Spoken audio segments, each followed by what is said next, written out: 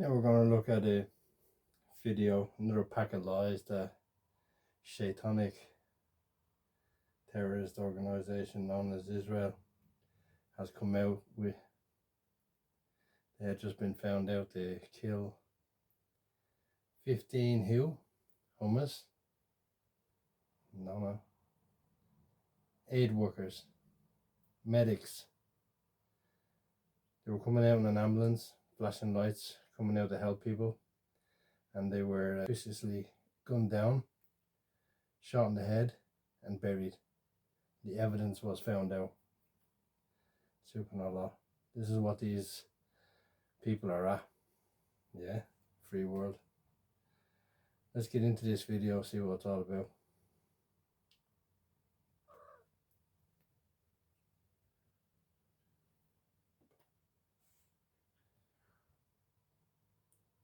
We're going to do a reaction video. I say reaction and using the word loosely. On a beautiful station called One Pat Network, in where they show evidence of the latest Israeli pack of lies, in where they had killed 15 aid workers, medics, shot in the head, buried, taken out of ambulances and buried. That's them done. Subhanallah. And these people are supposed to be the good people. Let's get into this. Acted with impunity. It has violated ceasefires it agreed to. It has bombed hospitals, refugee camps and schools.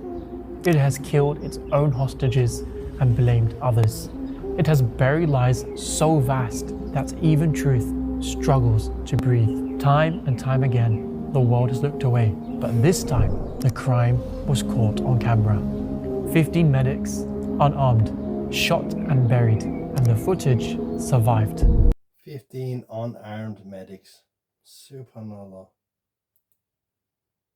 So what were the reactions in the media, and how did this all unfold?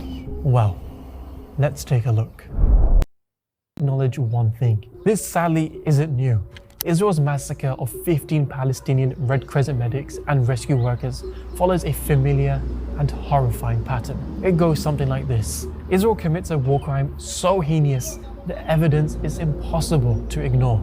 Then, without fail, the Israeli state releases a web of denials, distortions, and carefully crafted justifications. Should there be an investigation on why is Israel killing emergency workers? So this is absolutely incorrect. There has been no such case. Western media outlets, instead of interrogating the facts, often amplify those claims or at best place them side by side with the truth, as if both deserve equal weight. On the one hand, these allegations that Israel has committed an apparent war crime, a clear breach of international humanitarian law, but the Israeli military in its latest statement has been stressing that these were vehicles that it says were acting suspiciously and appeared to pose a direct threat to Israeli forces. But this time, the crime was caught on camera, and so glaring for... See that? That's the best the BBC has to come out with now. Absolutely amazing. All to see.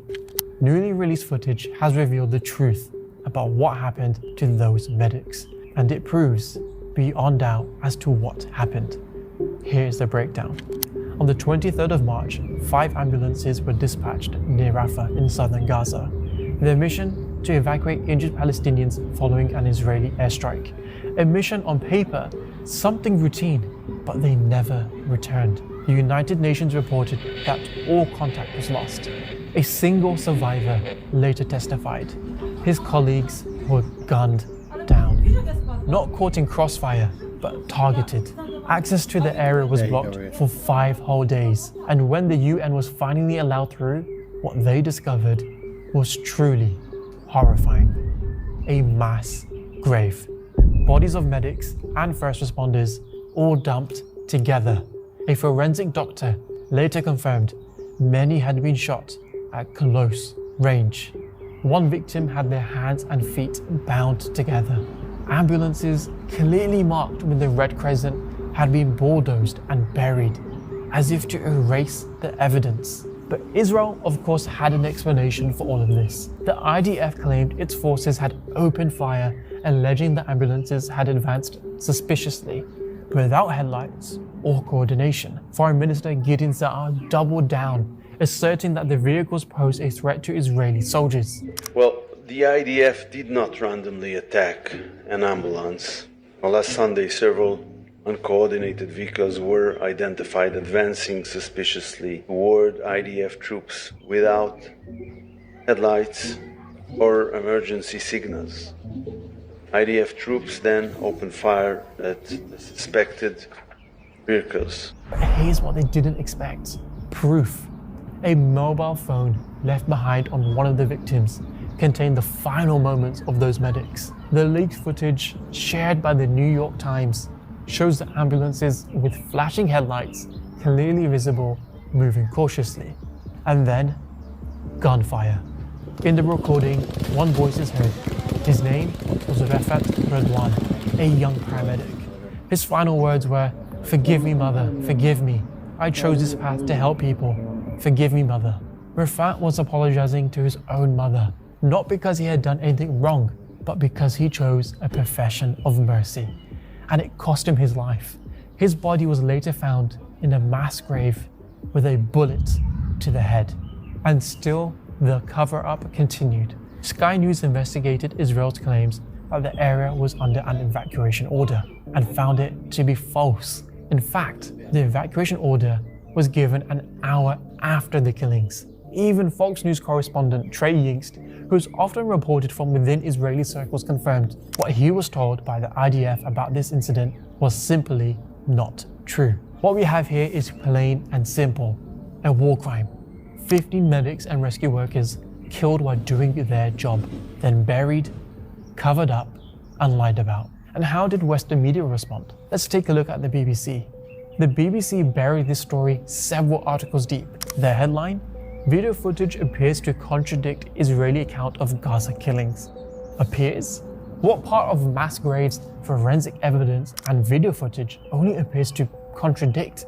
Israel lied, and the media gave their lies a platform, just like it did when journalist Shireen Abu Akleh was shot, just like it did when Israel claimed Al-Shifa hospital was used as a military base, just how Israel initially absolved itself from killing workers from the World Central Kitchen, just like it did when 5-year-old Hind Rajab and her family were killed, and the truth was buried under talking points. You see, each time it follows the same pattern: deny, distract, and delay. And the media machine lets it all happen over and over again. A system where Palestinian lives are disposable, where their deaths are reported like background noise, where lies are allowed to stand even when the truth is staring us in the face. And until the media truly takes a stand and we confront and break through these mainstream lies and no longer treat Israel with credibility it so demands, truth will continue to be the first casualty, and we will continue to legitimize an apartheid regime and fail humanity at its most basic moral test. Muslims today could be you tomorrow. This life is a test for you and for me. That makes me sick.